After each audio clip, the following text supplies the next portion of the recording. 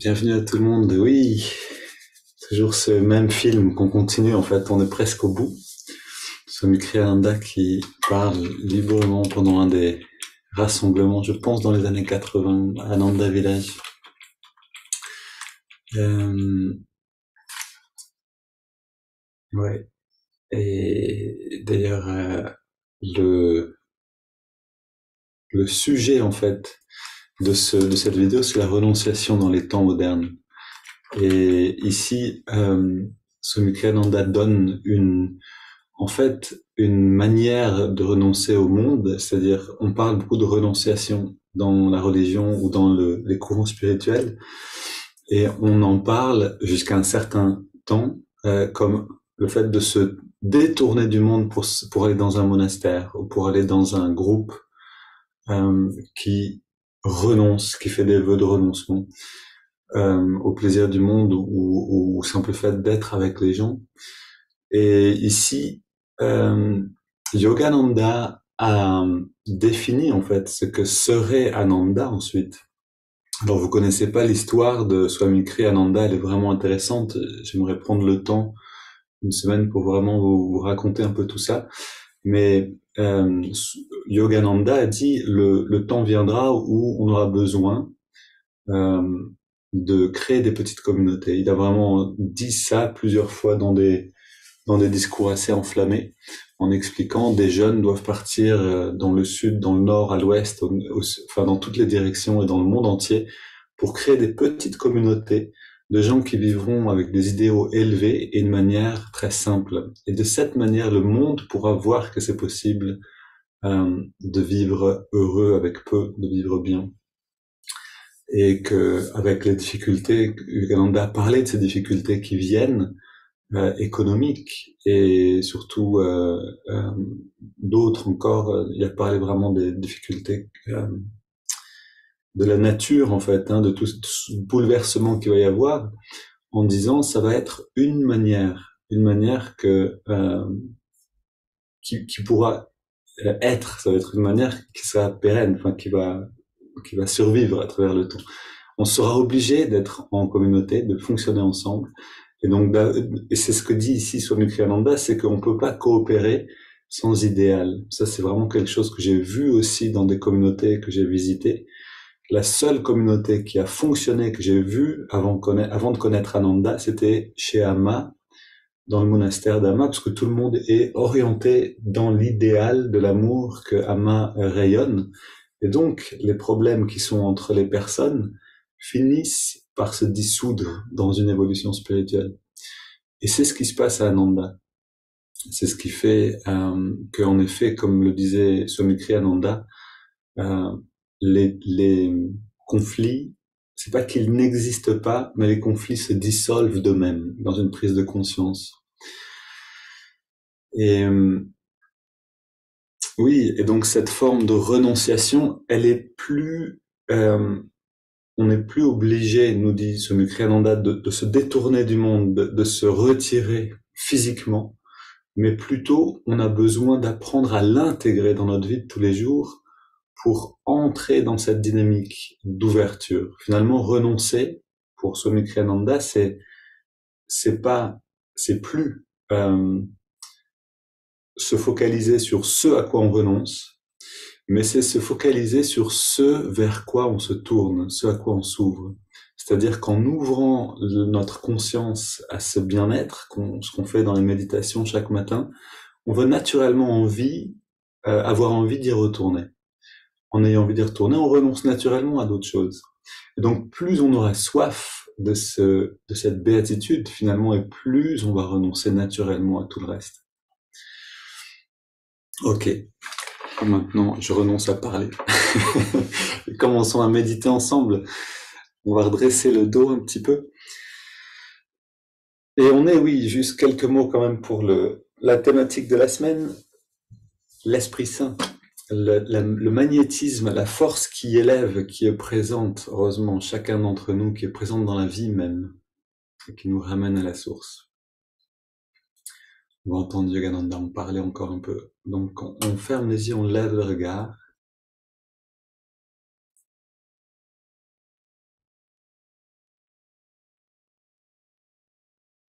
Respiration profonde.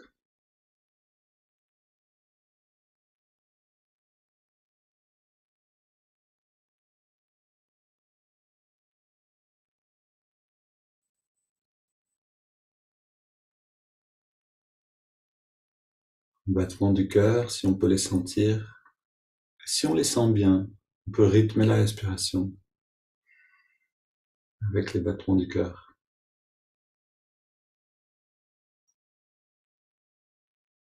En fait, le battement du cœur et la respiration ont un rythme naturel, sont naturellement déjà ensemble, mais par le biais du mental, on a tendance à saccader un petit peu, à perdre ce rythme-là. Donc ce moment-là, c'est aussi un moment de retrouver ce que Ma Ananda Moyi appelle le rythme naturel de l'être.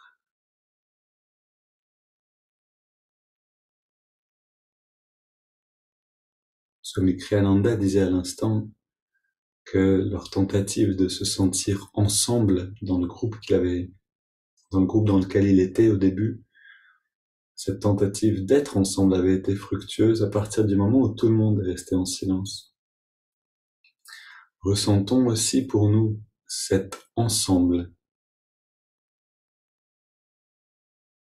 On est de plus en plus nombreux, on ne se parle pas énormément, on se parle quelquefois le samedi, quand il y a des groupes d'échange, et pourtant, on a ce sentiment d'être ensemble, de partager une expérience.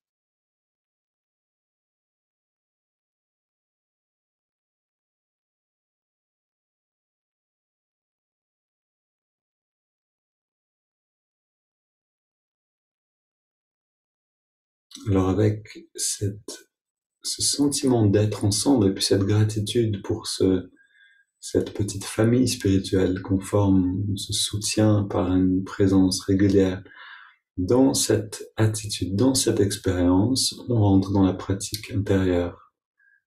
Prière continuelle, le mantra japa sur l'inspire et sur l'expire.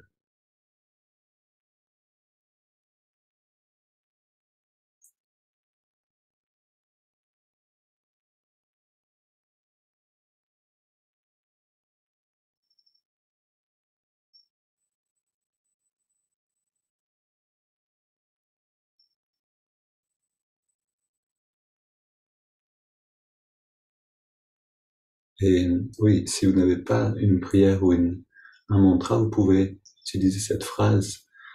Ô guide divin, guide-moi maintenant et en chaque instant de ma vie.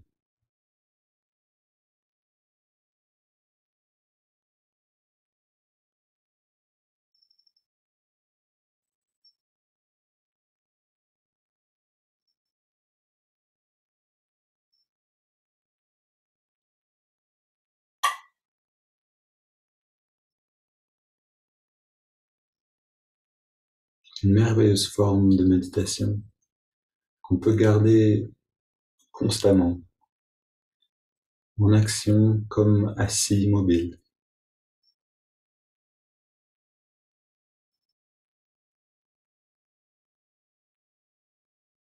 En vérité, si on garde cette pratique de méditation telle qu'elle, telle qu'on est maintenant pendant suffisamment longtemps et avec suffisamment d'attention, on va plonger naturellement dans cette béatitude. Le tout, c'est la patience, l'endurance. C'est pour ça qu'on laisse grandir petit à petit cette soif en nous-mêmes. On se force jamais, ou rarement, à aller un peu plus loin, mais on essaye de garder toujours un peu d'appétit, un peu d'envie. Allons maintenant dans les étirements du dos avec une inspiration profonde. On garde la pratique à l'intérieur, on entrelace les doigts. Expire, les mains vers l'avant, on arrondit le dos. Voilà, profitez bien de chaque mouvement. Inspire, on étire vers le ciel.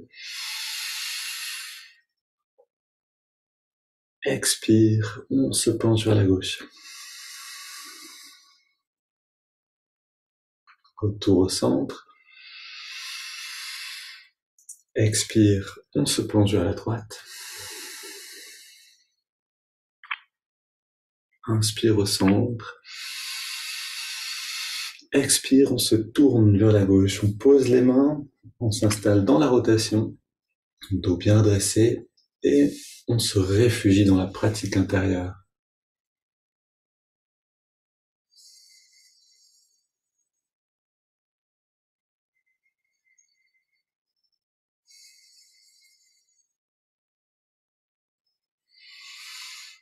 On revient au centre, inspire, main vers le ciel, on étire la colonne, expire, on se tourne vers la droite, on pose les mains, on soutient à nouveau.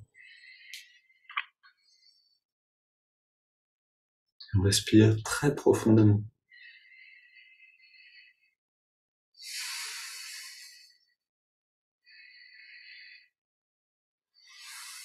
Et on revient au centre, on pose les mains derrière.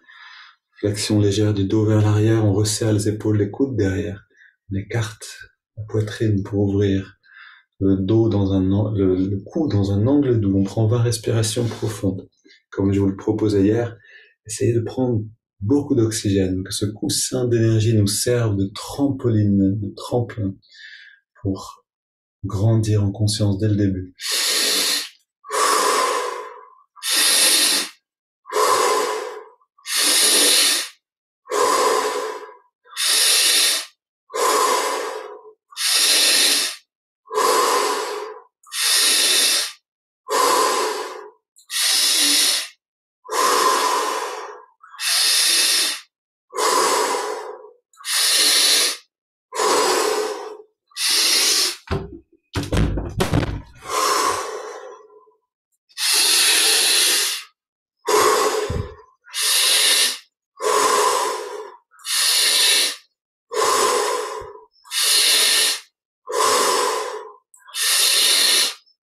Cinq dernières respires, un peu plus d'air encore, plus d'amplitude.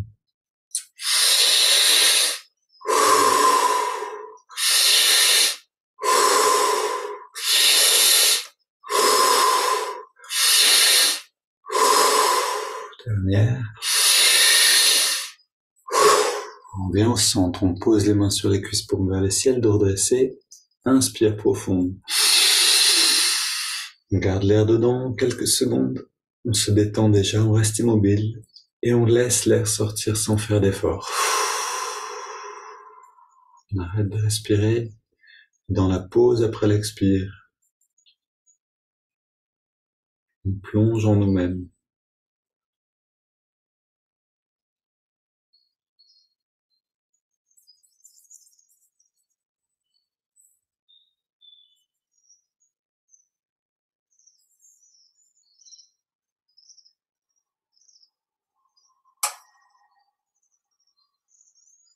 Puis on inspire lentement et profondément. On garde l'air dedans, on rentre le ventre. On relâche le ventre, expire.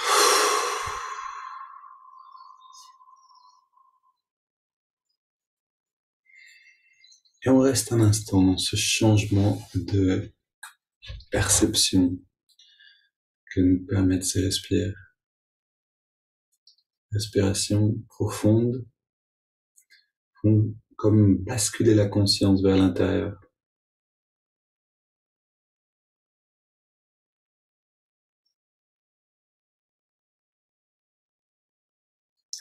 Cette perception, elle est subtile, elle est fine. On peut la perdre facilement, on peut l'oublier facilement. C'est pour ça qu'on a besoin d'un rendez-vous quotidien pour se rappeler qu'on peut percevoir le monde autrement, on peut percevoir le monde à partir de ce corps d'énergie que nous sommes.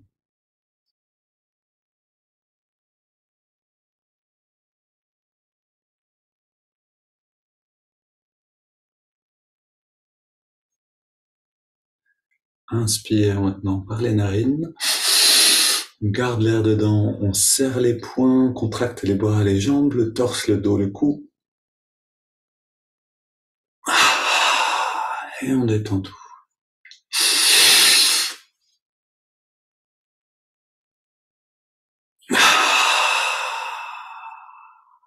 Une dernière. Si Vous sentez des endroits tendus, tendez encore plus à cet endroit-là. Et relâchez complètement. Et maintenant, inspire lentement par les narines, avec la phrase à l'intérieur, la prière ou le mantra. On garde l'air dedans.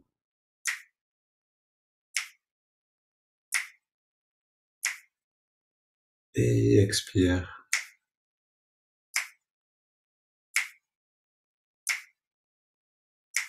Inspire à nouveau, avec cette lumière qui remonte le long de la colonne.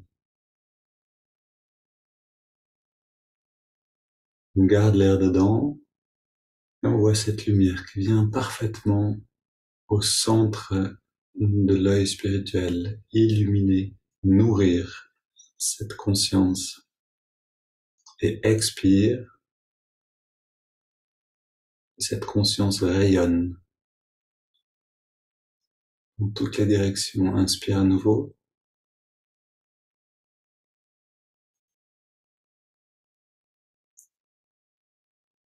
On garde.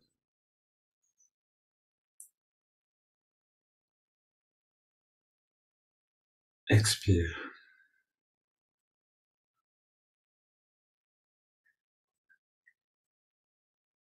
Inspire.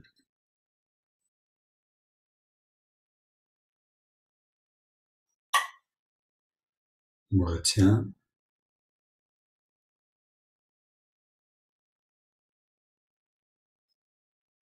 Expire.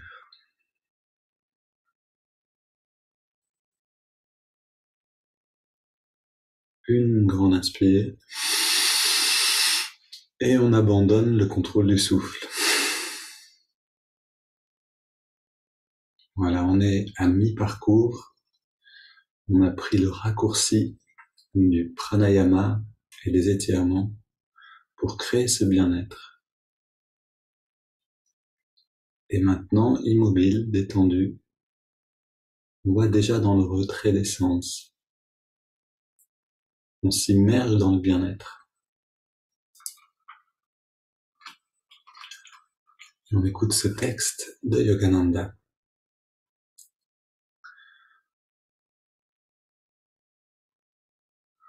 Donc, c'est la continuation la suite, du texte d'hier.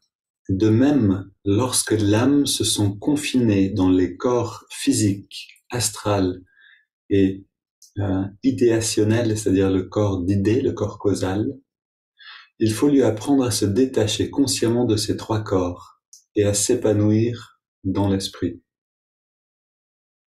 Vous vous rappelez qu'on a un corps physique, un corps astral, c'est-à-dire un mental ou un corps d'énergie, et enfin un corps causal ou un corps de conscience. Je continue. Et donc on a besoin, de se libérer en fait de ces trois corps qui sont, nous expliquent les textes yogiques, les trois enchâssements, les trois enrobages, on pourrait dire, la conscience de l'individu est enrobée de ces trois corps. Par la méditation profonde, le corps se libère des vibrations atomiques et devient une force vitale. C'est-à-dire le corps se libère, la conscience se libère en fait de la matière et devient de l'énergie. Et par une méditation plus profonde encore, le corps astral, c'est-à-dire le corps d'énergie, se révèle en tant que corps idéationnel, on va dire le corps causal, ou corps de conscience. Puis, par la sagesse, la conscience causale s'élargit dans la conscience christique. Il faut se rappeler que lorsque l'étudiant yogi ou l'aspirant spirituel écoute la vibration cosmique, le son du Om ou l'Esprit Saint, son esprit est alors détourné des sons physiques de la matière vers les sons circulatoires de la chair. Ensuite, sa conscience vagabonde des vibrations du corps astral aux vibrations de la conscience dans tous les atomes. Ainsi, le yogi écoute l'Esprit Saint ou le son cosmique qui émane de tous les atomes.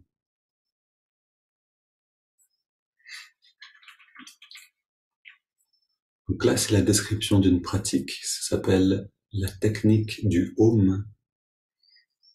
Nous, on pratique la technique Hong So, qui nous permet d'arriver à une concentration parfaite, à un retrait des sens et à l'immersion dans ce bien-être.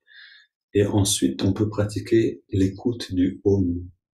Et c'est ce qu'on va faire, mais dans les prochaines semaines, petit à petit. Intégrer un peu cette dimension-là. Et donc maintenant, on amène l'attention dans les narines.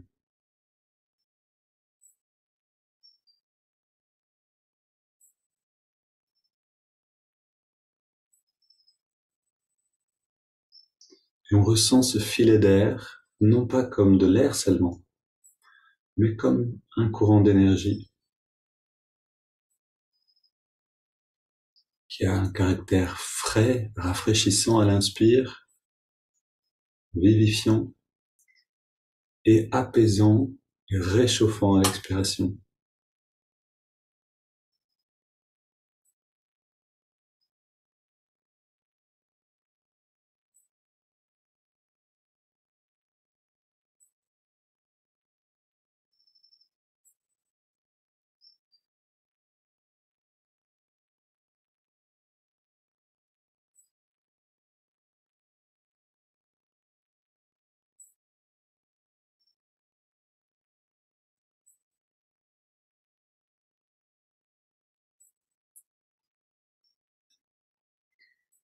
Et on sent le contraste entre la fraîcheur de l'inspire et la tiédeur de l'expire, jusqu'à prendre un bain de cette sensation-là.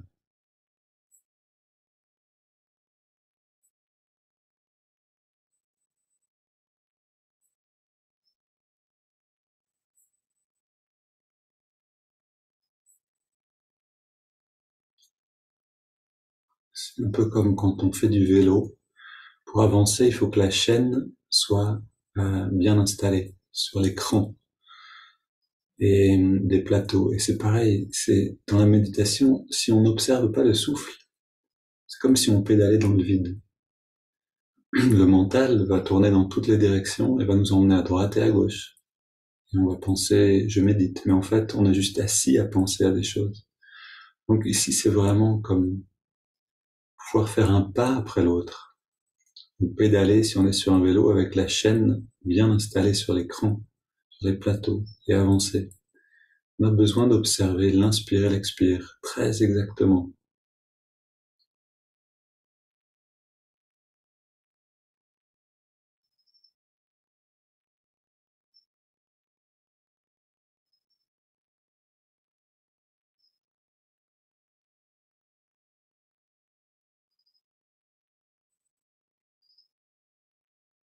Une fois que c'est bien installé, qu'on garde cette perception au premier plan de la conscience, on peut ajouter l'index de la main droite, qui est une forme de rappel et de symbole de abandonner toute tension.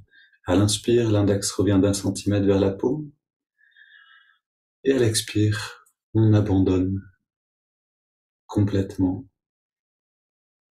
le doigt dans sa position originelle, on relâche toute tension en même temps.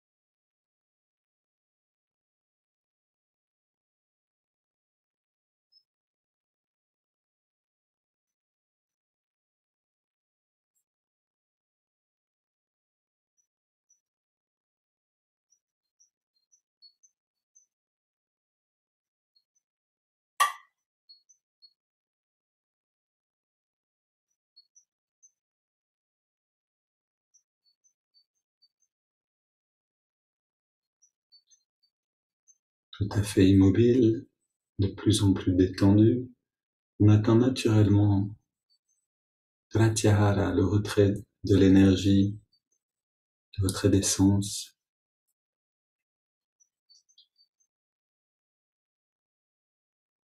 et cette perception agréable, subtilement différente.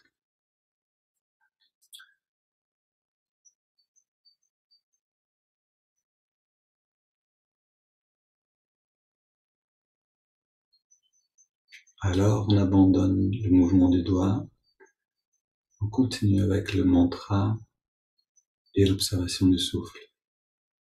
Hong accompagne l'inspiration, H-O-N-G, et So accompagne l'expiration naturelle, S-A-U.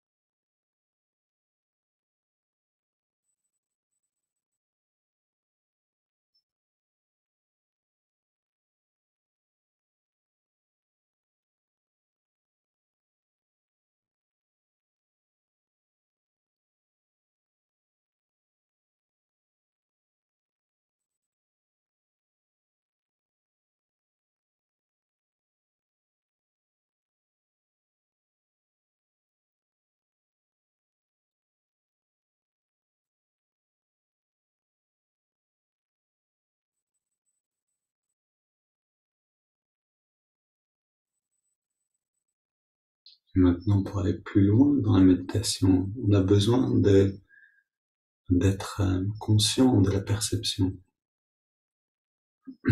observer ces changements progressifs nous permettent de voir qu'on progresse encore. Et en même temps, ça nous permet de rester présent.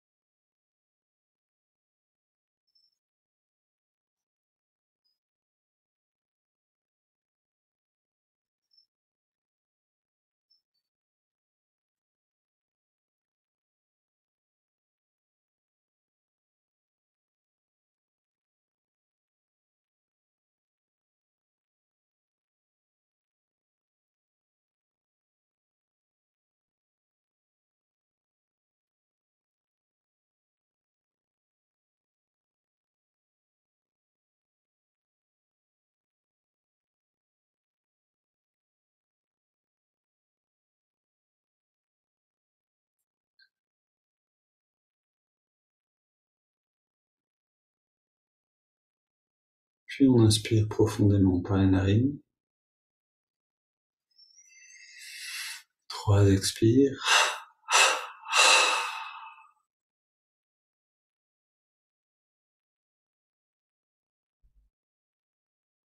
La respiration est libre.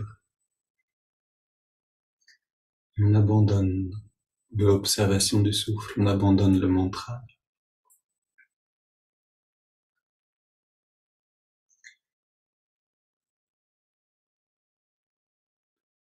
On plonge dans cette lumière, ce bien-être intérieur. Et on lui permet de grandir naturellement dans cette absence d'effort.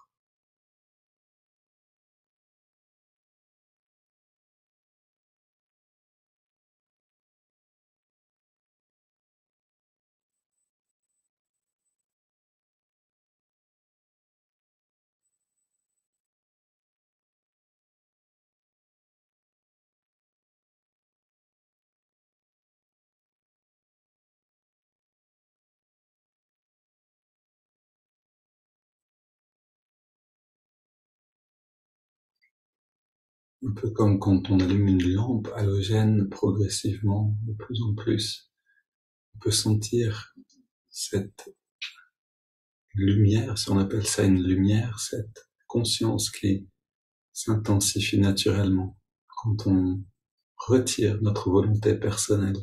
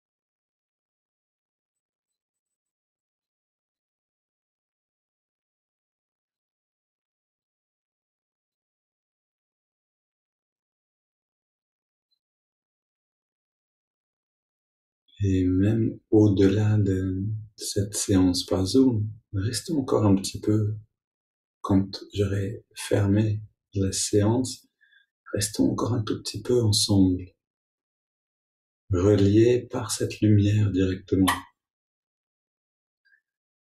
Et faisons-la grandir dans le monde.